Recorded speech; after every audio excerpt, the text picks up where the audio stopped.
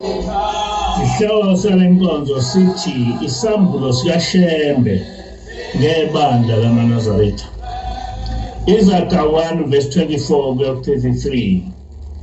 Ngokuba ngibizile nala nina, ngelula isandla sami akubangabikho onakayo, kepha nichithile konke ukweluleka kwami.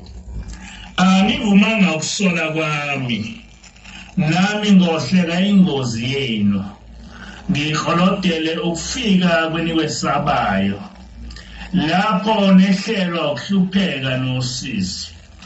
Khona bayongibiza, kepha angikuphendula, bayakungifunisisa, kepha abayikungifumana.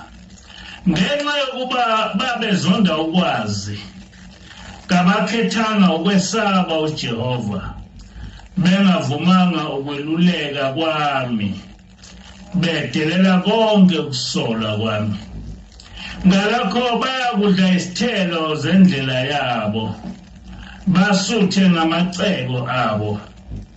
Ngokuba ukuhlehla kwabangenalwazi kuyobabulala, nokunganaki kweziwula kuyobabhubhisa.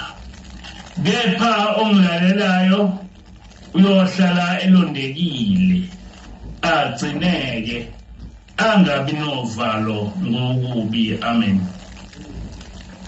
Igama elithi isambulo lisho isiprofeto ngesigameko, noma ngesigameko ezohamba zihambe zenzeke. eBhayibhelini abaprofeti abaningi babebanazo iziprofeto, njengo-Isaya, oJeremiya nabanye. KwiTestamenti Elisha sineziprofeto ezimbili ezidumile. Ileso sikaYeshuwa esikuMathewu 24 kanye nencwadi yesambulo sikaJohane. Omunye umprofeti owaba neziprofeto eziningi, ezinye zazo esezafezeka, kwaba ngumprofeti u-Isaya Shembe, ukuthula kube kuye.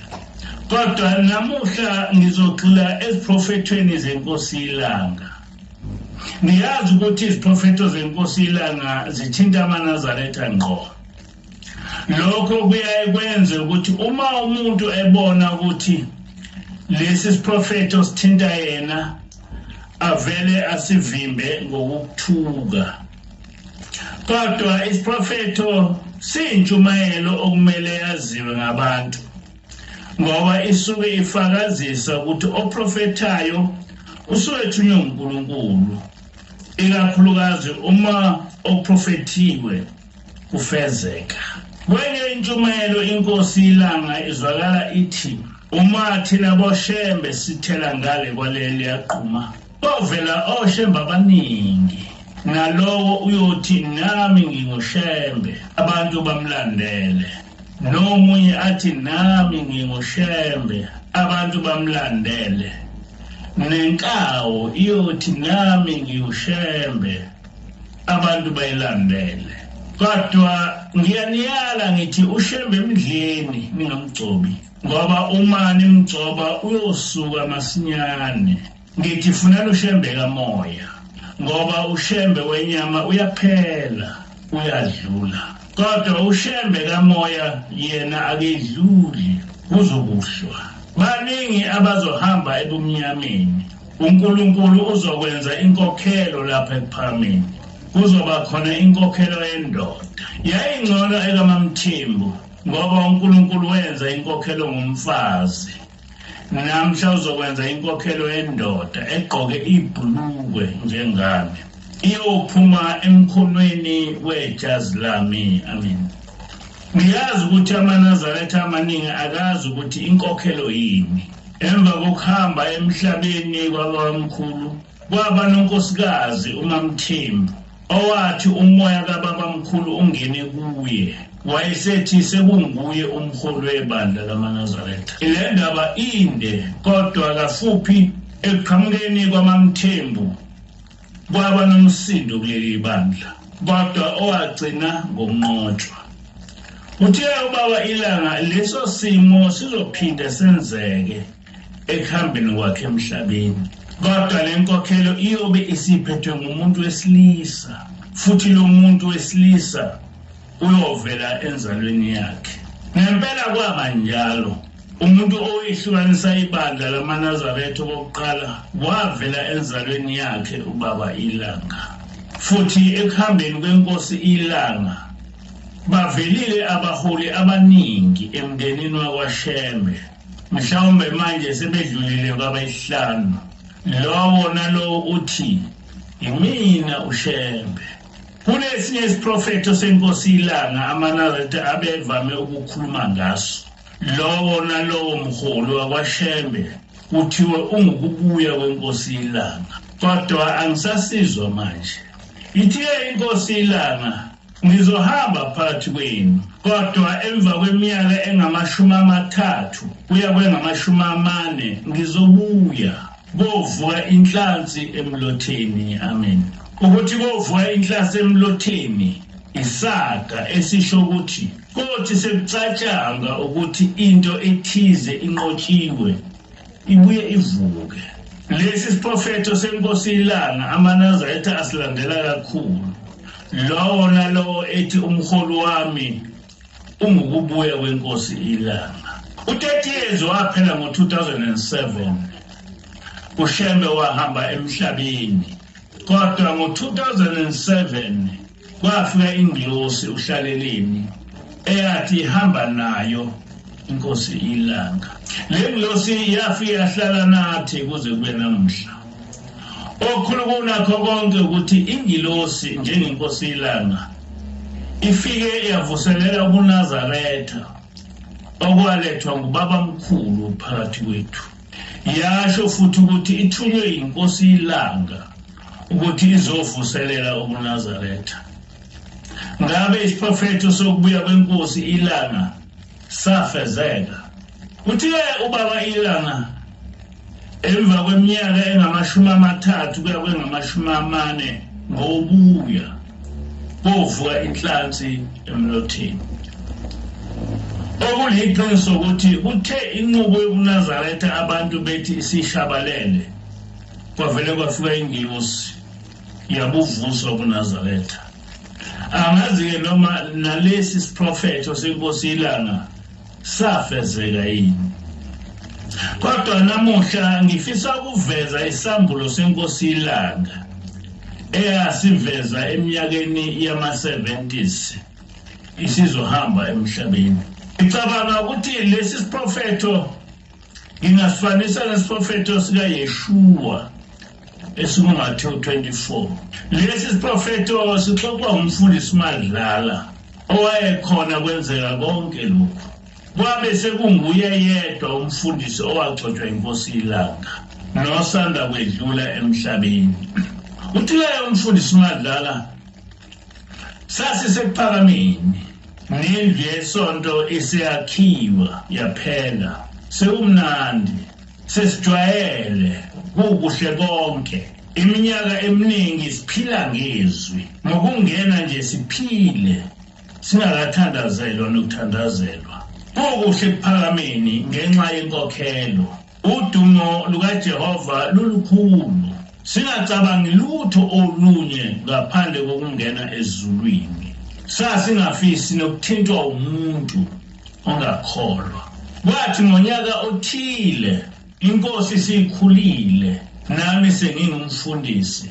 Inkosi yaphatheka kabi kakhulu. Emva kwalenkonzo yaphatheka kabi yaze yedlula emhlabeni.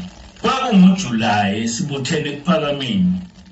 Inkosi yashumela intshumayelo ende emayelana nokuzithanda nokuthanda uNkulunkulu. Inkosi yenaba ikhuluma ngendlela kaShembe, izibeka izindaba ezinhle zokuhamba kwalapha ephakameni. Inkosi yakhuluma ngesikhathi esizayo sokwanda kobuNazaretha emhlabeni wonke. Ithi ayikho into ezobanhle ukwedlula ubuNazaretha emhlabeni. Sajabula kakhulu, sahalalisa, ngoba umuntu omnyama wayengelutho kulezo nsuku. nobuNazaretha babuyihlaya nezimfundiso ziningi ezimbi ngabo. Sasibona ukuthi sesizoba ngabantu abamukelekayo ezweni, sesizohamba ngenkululeko noma siphuma ngaphandle kwaKwaZulu. Kuthe siseneme sambona egqunqa ubaba, wakhala kabuhlungu, waba nzima, waphela nasozwaneni kithi. Asaze sazi ukuthi sizothini, sesenzeni. Wayivala inkonzo, wasithandazisa. Ngaleli ilanga umthandazo waba mude kakhulu, ngaze ngavula amehlo, ngabona ukuthi inkosi isisishiye sodwa yaphuma eparadise. Ngabheka kozakwethu, nabo base bebhekile. Umfundisi Khumalo uyena owathi ameni, yavuma inhlangano. Abantu babona ukuthi inkosi iye yasishiya, bakhala isililo, saba sibi, sabancenga noma kukubi nakithi. Saphuma sambheka ubaba endlini emhlophe, samfica ekhala, amaduku esemaningi nezingane zingasangeni lapho ayehleli khona. Sakhala nathi, sazilahla phambi kwakhe, sicela ukuzwa isici nesono sethu.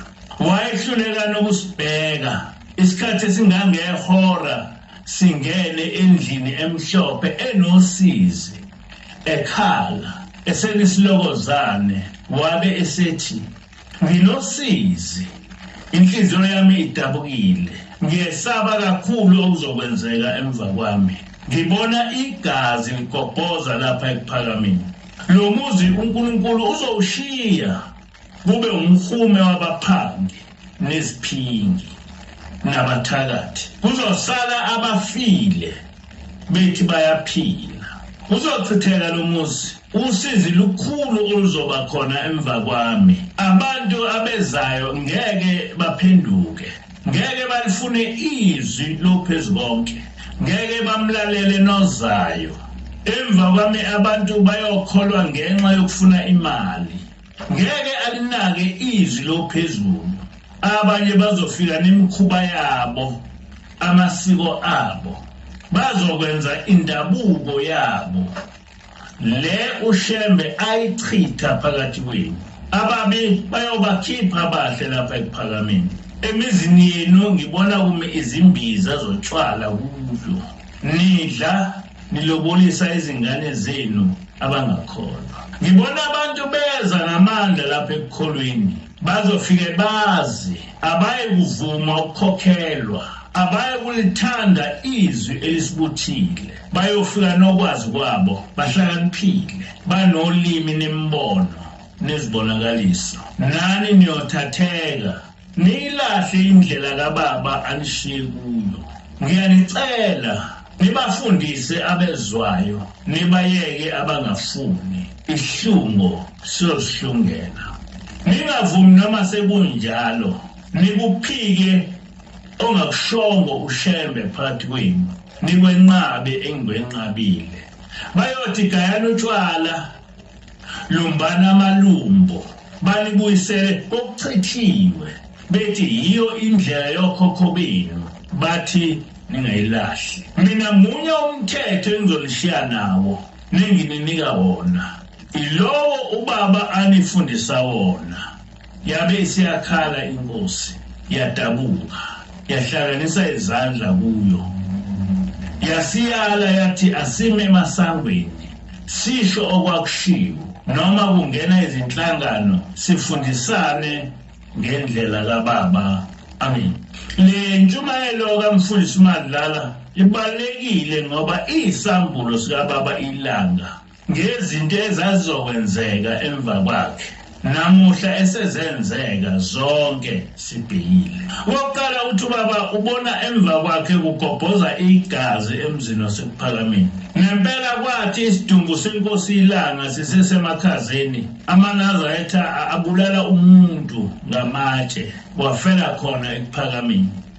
Sekuphele cishe izinyanga ezisithupha ihambile inkosi emhlabeni, ekuphakameni kwaba khona umbango obuholi, badutshulwana, kwafa abantu abangaphezu kwabane. lokhu kulakwenza ubaba inyanga yezulu aphume kuphakameni eyokwakha umuzi wasebuhleni kwasala sekunamanazareta ambalwa ekuphakameni njengokusho kababa ilanga. Emva kwalokho kwahlala kunokubulalana kwamaNazaretha ngisho enhlangakazi osekwedluleni imiphefumulo ecishe engaphezu kweshumi. Okwesibili ubaba ilanga waprofeta ngokwanda kwebandla, kodwa lokhu kwanda okwakuzozala enye inhlobo yamaNazaretha.